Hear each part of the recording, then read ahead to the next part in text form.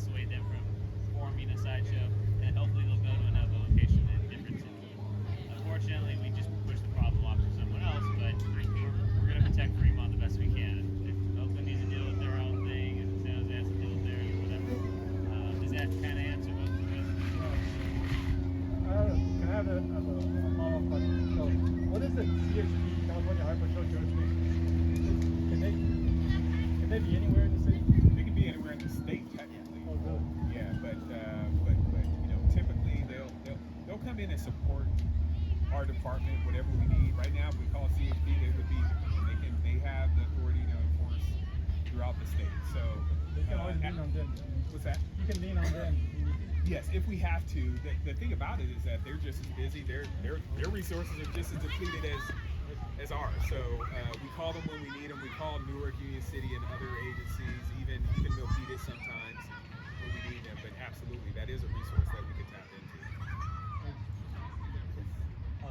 I'm hearing a lot of challenges, and I don't think it's fair to just dump it to the police to do all the jobs. So I feel like as Fremont civilian, as Fremont residents, we need to do something for you, right?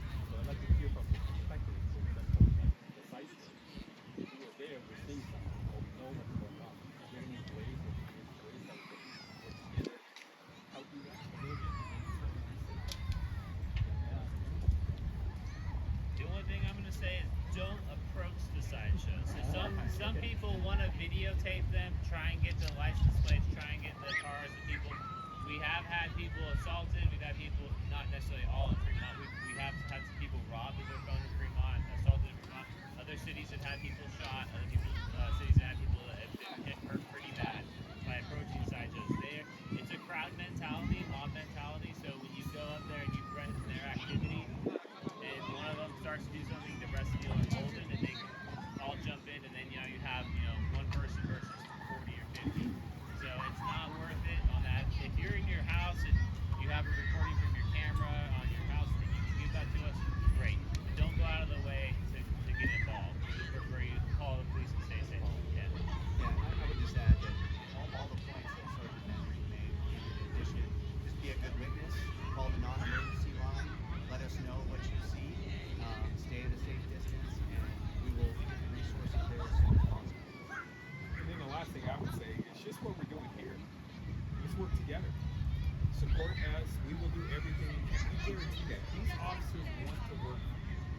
They want to solve these problems. We don't want these issues either because it's difficult. It's dangerous for us as well to respond out to these things. So I think this is good. The more communication we can have, we just ask that you understand some of the challenges that we have as far as resources and priorities that we might have to make. I know sometimes it might be frustrating if you call right away, because right now, if a sideshow occurs, that is important to you. We understand that. That is something you don't want in your community. It's dangerous and those type of things. We do receive that information, but we're saying, hey, we can't leave this homicide scene right now until we can call for additional resources to go. In those type of situations, they're not that common where we have multiple competing emergencies where we can't respond, but they do happen occasionally, and I think the one in June was an example of that. I think it's good to know too that you're not seeing the ones that don't happen. So I just left the street to come upstairs and work with the chief in January. Before that, I was a supervisor on the street, and I also kept up with the sideshow activity a little bit more than I do now. So for the whole year of 2021, I guarantee you mentioned how many, like 19-ish or so, and that might be, we might miss one or two if they're classified wrong, or there might be one that was classified as a sideshow, but it was really just like one car doing a burnout. We're just looking at the stats, the statistics the best we can. You're not seeing the ones that we prevented. So all of 2021, I worked the streets, and every night I was there, I was looking at all the information and intel from other agencies, and we prevented a lot of sideshows. And those ones you never saw because they didn't form. So for every one that you saw that formed, there was probably 2 or 3 more that we stopped, just to kind of put it in perspective.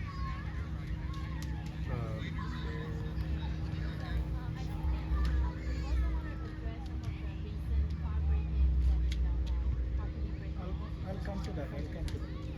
I'm the victim of that. I'll come to that. So, let me ask the question. Okay. Then I have two more follow-up questions. First off, thank you for being here. Days like today, it feels like we're a community, but for the most part, it feels like a collection of people that just happen to play with each other. So, I have three issues that I want to raise.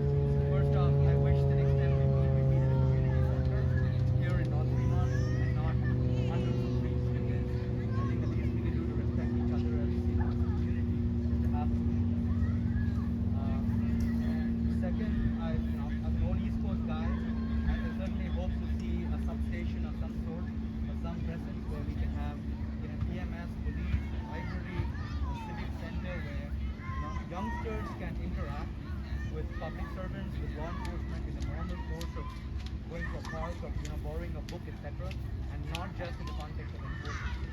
I think it's just important for the next generation to grow up respecting what we stand for as a civil society and as a democracy. And today, just the fact that physically you are so far away from us in a day-to-day basis creates a distance.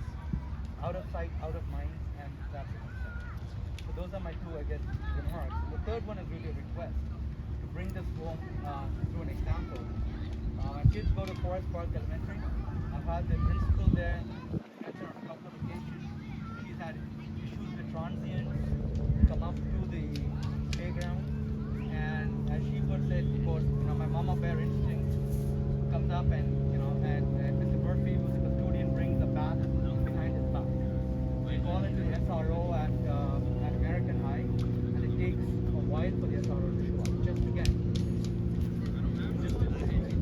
So, even as a community, while we suffer not having a sense of community and a place to congregate, let's please not forget that some of our youngest citizens and stakeholders are directly facing risk on a day-to-day basis.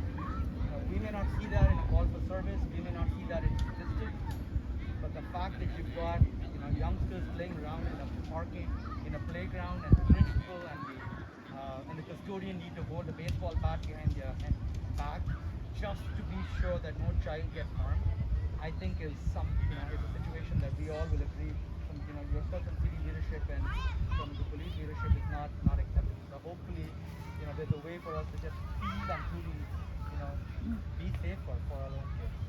Yeah, no, I appreciate the comments, and I just wanted to respond quickly to maybe the last two. So, I know the substation idea has come up before. It's just not practical right now. We wouldn't be able to staff it, flat out. I mean, it just wouldn't be practical because the officers don't have discretionary time to spend at a substation right now. They're constantly going somewhere and doing something. So I think until we get, and this is going to be years and years into the future, to where we have the ability to adequately staff it, I just don't think it's practical right now. And we tried a substation in this area many decades ago, and it really did not yield the type of results that we would have liked to see. Because maybe it was because it was in the wrong area or whatever it was, but I do like those ideas. However, with the resources that I have to do it. I have to deploy those resources in the most efficient and effective way that I can. And I just don't know if a substation right now is going to be the answer to that. But in the meantime, in the interim, to address that point as far as engagement and interactions with our young people, now we can do that without a substation. We can do that just in a conversation. We can do that by you expressing the fact that you feel like you need more engagement. We can do that tomorrow. We just need the information and the coordination with the community to make that happen. And so I can't address that particular. But the schools and situations, the principal, the custodian have to be the first line of defense for our kids. Yeah, and I would hope if they feel like they need to have a bat behind their back, they need to be calling and articulating to our department what that threat is. Because I can't figure out a scenario where a school principal or a school employee would feel like they need to defend themselves with a bat and that was communicated to us, and we didn't make that a priority. I don't know of a scenario where that would play out. Now, they may have felt that way, but I would be shocked if they articulated the threat to our dispatchers and we didn't respond in time for that. To me, if someone feels like they have to have a bat, that is an imminent threat, and we will respond with lights and sirens and everything to try to do that. Thank you. Unless you want to address behind you, so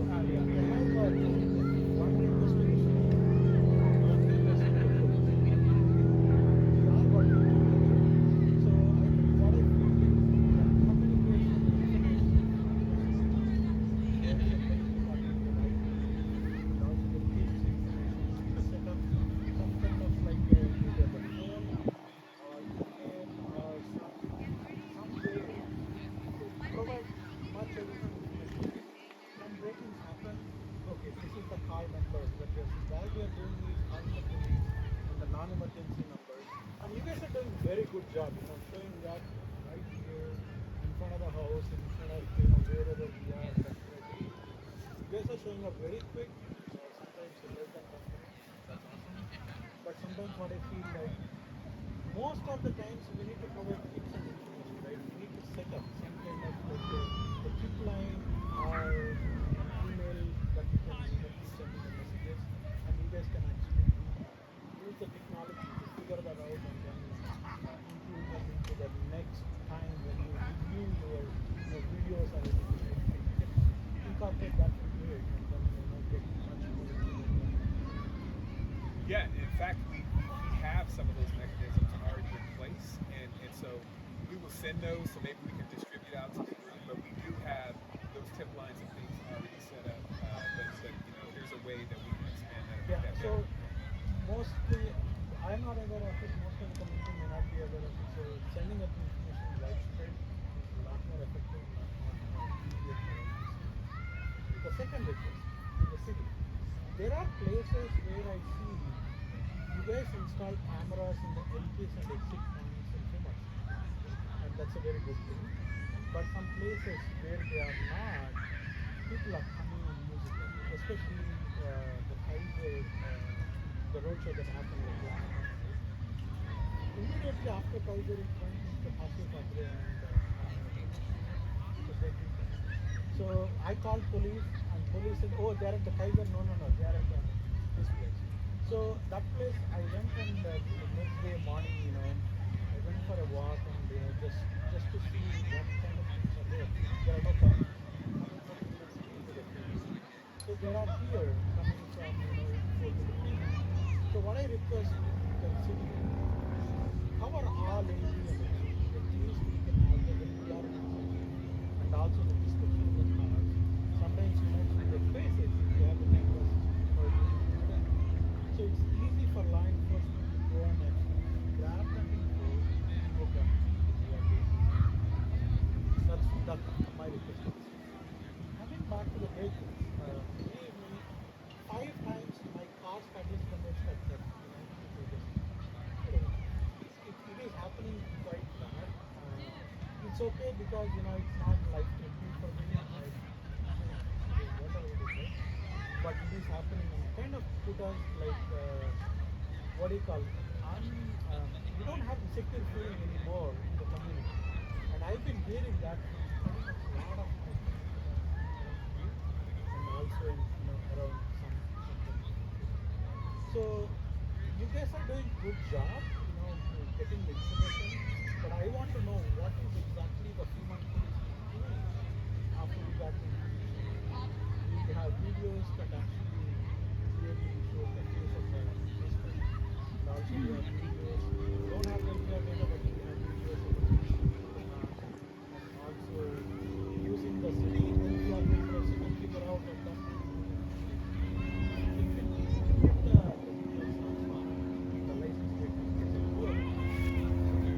My request is install NPRs and also cameras in every single city, and I would like to get the police of all the Well, thank you, because you will get no argument from me that we need And so it takes the community to come together and really drive that, because believe it or not, there's members in the community who really don't want it, believe it or not. And we have to balance the best interests of the community, but we need the community to come out and really stand for that or against it. And so we receive our authority from you all. If you all told us you didn't want any cameras in the city, we wouldn't have cameras. If you all say you want more, we're probably going to have more. So I love that if this group and the rest of the city wants to embrace that, it's great. Because I can guarantee that we're using that technology responsibly and in the right way. We have policies and procedures that we use that technology in a responsible way to try to mitigate and supplement the crime that we're seeing. To your point with the catalytic converters, you said 5 times? Yeah, that's yeah. I feel like I should give you something. I still want those cars. They're good cars. So we do pay attention to that information, though. In fact, starting, I think it was October last year, our detectives launched an extensive investigation into a facility here in Fremont that were selling the catalytic converters without question. So a person could come in with 10 catalytic converters, get written a check for a couple of $1,000s, and I'll see you next week. No questions asked. That investigation just concluded about a month and a half ago, where we seized hundreds of these things. This business was making millions of dollars. Millions. One business in Fremont. You spread that across the region, it's lucrative. Very lucrative. So we took that information and my officer said, hey, we'll do what we can, Chief, to try to make an impact. And they spent hundreds of hours investigating this situation. Now, we saw a slight dip a little bit, but it's starting to creep back up. So that means there's others out there selling this material. And there is one interesting thing, right? I parked my car in front of my home, right? If I just parked it. Fourth night, gone. It's that quick. So how these guys are getting information is one thing, and where they going and selling information. So maybe they are doing it in Fremont, maybe they are selling in some other state also. Right? So my question is, what we need is right now to stop them. I mean, what exactly police department is looking, and what citizens, as citizens of the city, we can provide what we need. If the day just parking outside the car, the catalytic converter is gone, it's very, very difficult. We need help. That's the problem. We need help from the highest levels of the government, state government. So our Attorney General, myself and a few others had the opportunity to meet with him. What was it, about 2 months ago? The State Attorney General, and we described these frustrations. Like, we have to pass some legislation that's meaningful, that puts real punishment for these type of crimes. Because I'm telling you right now, most criminals are thinking, if I get caught and I spend a couple of nights in jail and I'm out with a citation or probation, okay, I missed 2 days of work. That's how they're looking at it. And I'm right back to work in a couple of days, making thousands of dollars. So we have to start at the state level or the federal level to start to make an impact on the penalties associated with this, because we'll go out and arrest everybody. The impact of arrest has diminished, right? So because of some of the penalties or lack of penalties associated with it. So I think as a state we have to change our mindset. Not that we want to be fair, but we want to hold people accountable for these impacts. 5 times, that's ridiculous.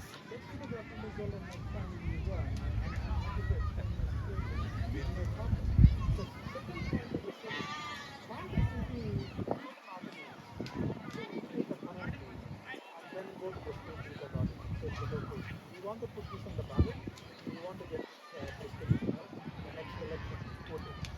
So that as a city-wide and as a state-wide, we can as a citizens, we can connect with that.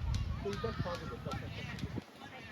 Just like the chief mentioned earlier, the city attorney's working on ordinance for sideshows. So Bring this up as well. There's some inflation. That's just the thing. Yeah. So there is one question related to the break-in. Somebody Take the break in. So, first thing is that you mentioned that you basically have a budget of 2 additional officers. But my understanding is the number of communities that have grown in Fremont, and just 2 additional officers, I don't think it's going to add up based on what we are observing. Second thing is, if you have the budget, and I think deterrent is very important, right? You have to discourage them. You have to make it sure that it's not worth it. Why can't we tap into maybe some private resources, non-essential, but just patrolling, right?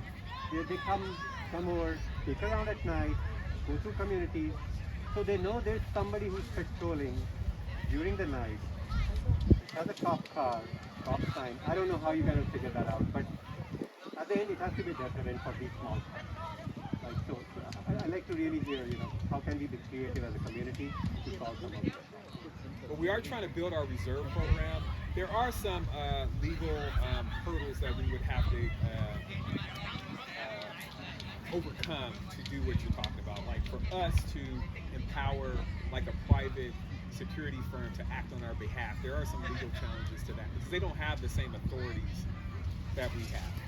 Any neighborhood, any association can hire private security for sure to help, with those types of patrols. But our reserve program is something that we can grow for sure. But I agree with you. We have to grow as a department as the city grows, and we have to continue to grow year over year. Now, that's all contingent upon, right, what we can afford, how fast we can grow based on what we can afford as well. So we have to be realistic with that. But, I think you're on to something as far as getting more visibility, more patrols. What I encourage the officers to do now is exactly what you're talking about. I want the officers to be seen driving in and out of neighborhoods. In fact, we have a community connections program where I'm encouraging officers to get out of their car and start engaging with the community as well. So we recognize the value of just having visibility as a deterrent as well. So, but those are some interesting ideas that we can go back and talk more about. Thank you. So I have to go run our shift briefing and our shift officers today. So I'm gonna head out.